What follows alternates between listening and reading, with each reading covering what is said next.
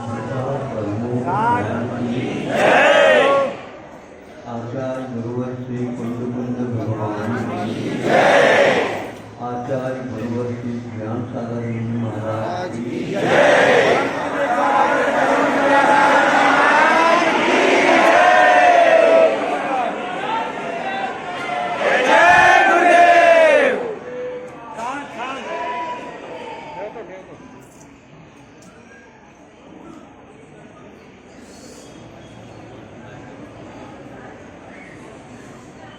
शारीरिक शक्ति मानसिक शक्ति इसके बारे में विश्व में तुलना की गई है। शारीरिक शक्ति का विकास कई लोगों की मान्यता है, कई लोगों की क्या विश्व में 90% शारीरिक शक्ति का विकास मांसाहार के द्वारा होता है। इसलिए शाकाहारी राष्ट्र भी इस शिक्षा से अभिभूत होकर के उसी ओर रुझान लिए हुए काम कर रहे हैं। भारत ही एक ऐसा राष्ट्र है जो इससे विपरीत चलता है। तो उसमें कारण यह है, इसकी संस्कृति के अनुसार इसका साहित्य इतना विपुल साहित्य है कि वह विश्व को ही मांसाहार के बारे में और सही शाकाहार के बारे में बताता है। आज कोरोना जैसे महामारी सब राष्ट्रों में फैले और वैज्ञानिक जितने भी राष्ट्र हैं उन सब राष्ट्रों में मानव प्राणी का, इसको मैं वध नहीं कहता, किंतु यह काल कवलित हुआ, मृत्यु हुई मनुष्यों की, वैज्ञानिकों की, और सब कुछ प्रयास करने के उपरांत भी वह मृत्यु दर रुकी नहीं। जब तुलना की बात आई, विश्व के सारे राष्ट्र में जो यह मनुष्यों का वध हुआ, उस रोग के माध्यम से भारत की जब तुलना की जाती है, 1% भी वह कार्य नहीं हुआ।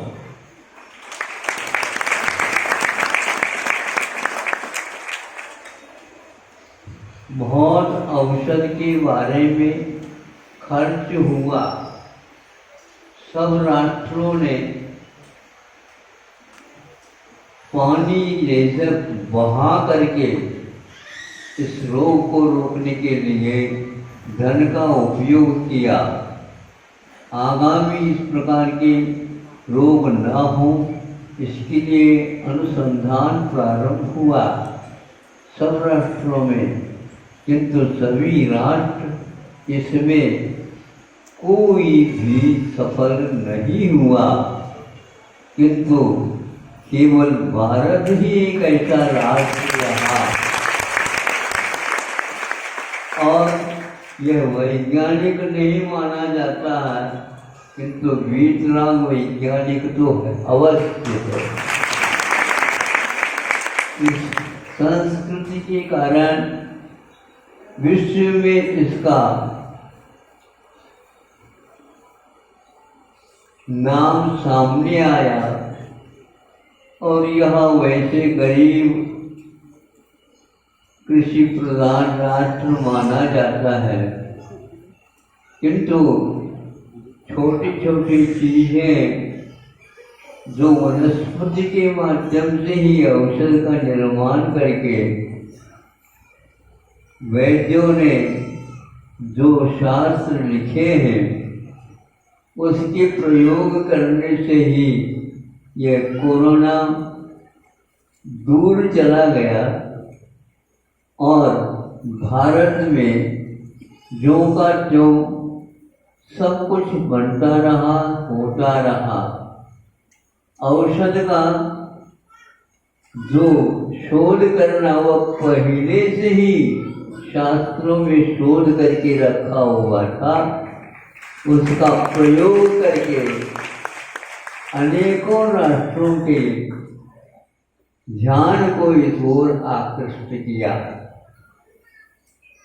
और अभी भी जारी है।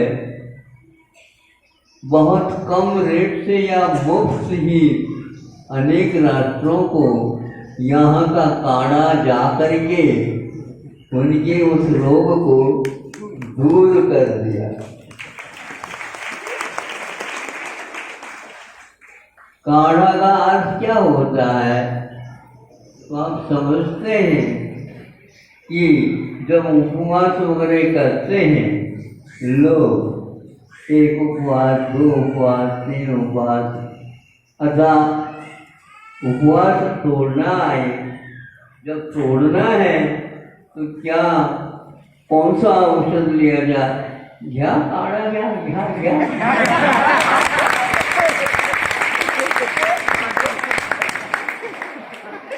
और उसके माध्यम से ठीक हो जाता है और उधर हजारों रुपए, लाखों रुपए खर्च हो जाते हैं।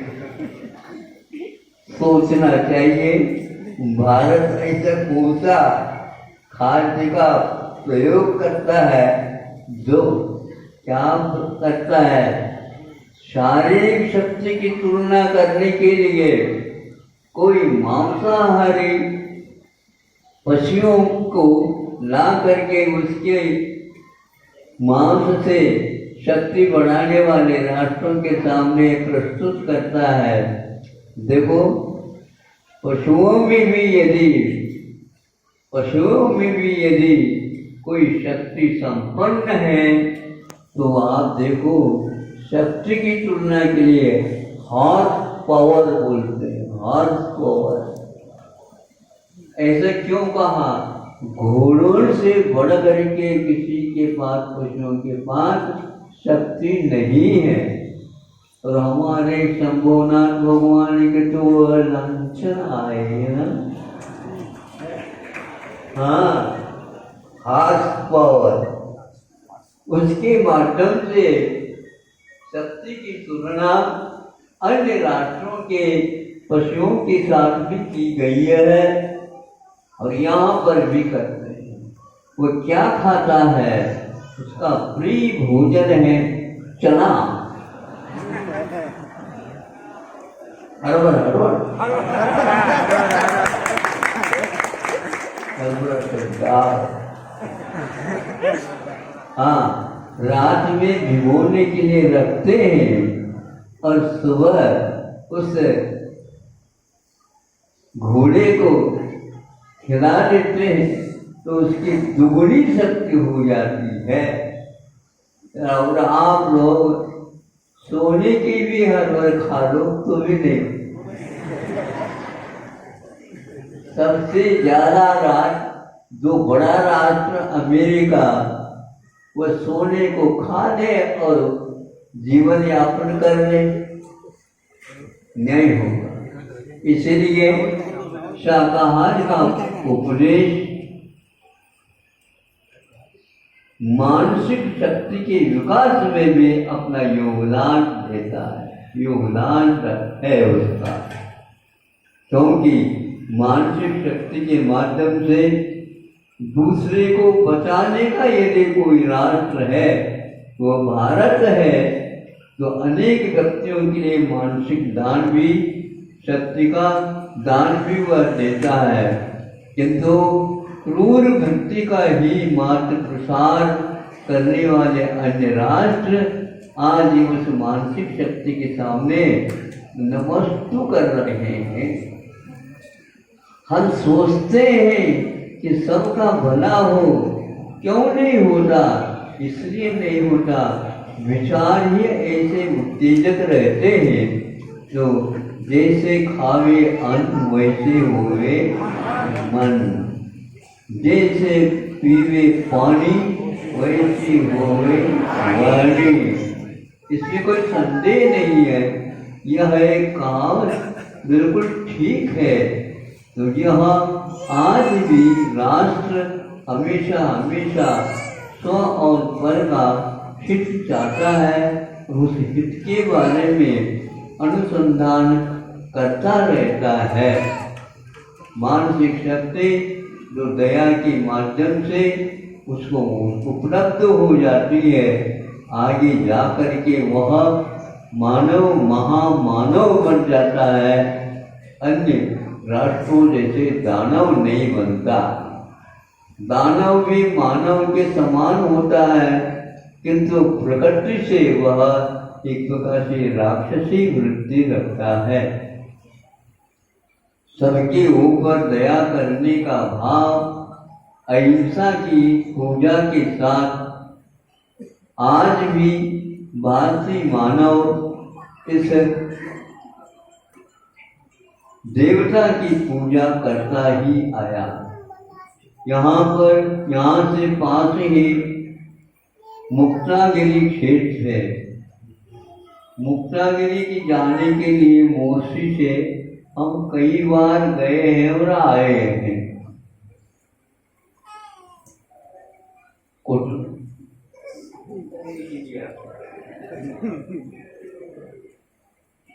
एवरकेरम अगोदर आने वाला है, नंतर एवरकेर उत्केड़ में भी मुकाम किए हैं। यहाँ से भी कई बार आना जाना हुआ है। शरद गांव आए हैं, निम्बाइड़ा आए हैं, वहाँ पर भटक भी गए थे। रास्ता भूल गए और हम एवर के न जाकर के कोई अन्य खेड़ में खेड़ा और रात वहीं पर निकाल करके सुबह एवर खेड़ पहुँचे। तो सुबह नहीं पहुँचे, 11 साढ़े 11 बजे पहुँचे। फिर इसके उपरांत वहीं पर 1-2 दिन और रुक करके वहाँ की जनता ने, धर्म प्रेमी बंधुओं ने महाराज आग्रह के साथ, बहुत प्रार्थना के साथ एक उपदेश होना चाहिए यहाँ पर जनता के लिए। वो भी कैसे होना चाहिए? जाहिर प्रवचन, जाहिर प्रवचन। हाँ, सब लोगों के लिए उसमें प्रवचन में आने के लिए इन लोगों ने प्रचार प्रसार किया। वहाँ पर 2-3 दिन रुकना पड़ा, रुके। फिर बाद में आगे वरुण जरूर आए। पहले जरूर आता, फिर बाद में वरुण आता। से आते हैं तो पहले वरुण आता, फिर बाद में जरूर आता। इस प्रकार यहाँ पर हमारा प्रवास मुक्तागिरी के निमित्त भातकुली आदि आदि में हुआ है। अमरावती की ओर भी गए थे। इस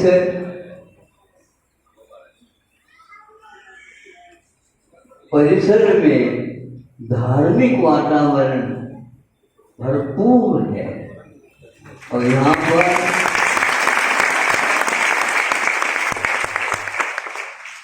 लोग गरीब जैसे लगते हैं, तो वो गरीब तो गरीब अलग है। यदि अमीर मिलेंगे विश्व में तो धार्मिक भावों के द्वारा ही तो मिलेंगे।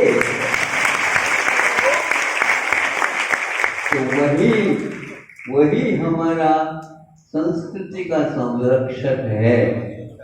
हम शाकाहार के माध्यम से सात्विक विचारों को उत्पन्न करके संसार के भी सुख के बारे में सोचते रहते हैं। और ये मानव का परम धर्म माना जाता है।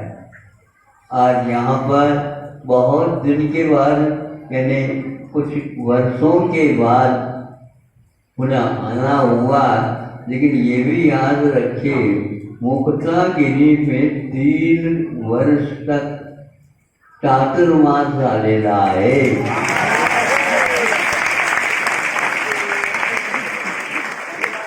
और पूरी जनता रविवार के दिन वहाँ पर स्थान ही नहीं मिलता।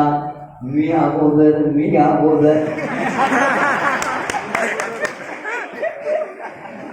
जगह जाकर के रिजर्व कर लेते थे, और वर्षा आ जाए तो इधर के लोग इधर और उधर के लोग उधर, कोई पार कर नहीं सकता। मोटी धार आए, नदी बहती है वर्षा में, उसको देखने के लिए लोग बच्चे भी आते रहते हैं और वन विहार करके आहार लेते हुए यहाँ के सौंदर्य को, कश्मीर दूसरा कश्मीर ही है, मुक्तागिरी है। वहाँ पर हजारों लाखों करोड़ों संतों ने, मुनि महाराजों ने निर्वाण को प्राप्त किया है। ऐसा बिल्कुल महातपस्या का बिल्कुल लगातार लोगों को है। तो इस प्रकार इस क्षेत्र के हम शब्दों के द्वारा वर्णन नहीं कर सकते, और यहीं पर इसके पास ही ये सारे गांव बसे हुए हैं। ये सबसे ज़्यादा श्रेष्ठ साहूकार है जो पुण्य का अर्जन कर रहे हैं। भगवान से प्रार्थना करते हैं इन्हें जल्दी जल्दी मुक्ति का लाभ हो। अहिंसा परमो धर्म। हे सगळं हॉर्न लगेच रिकामा करायचा।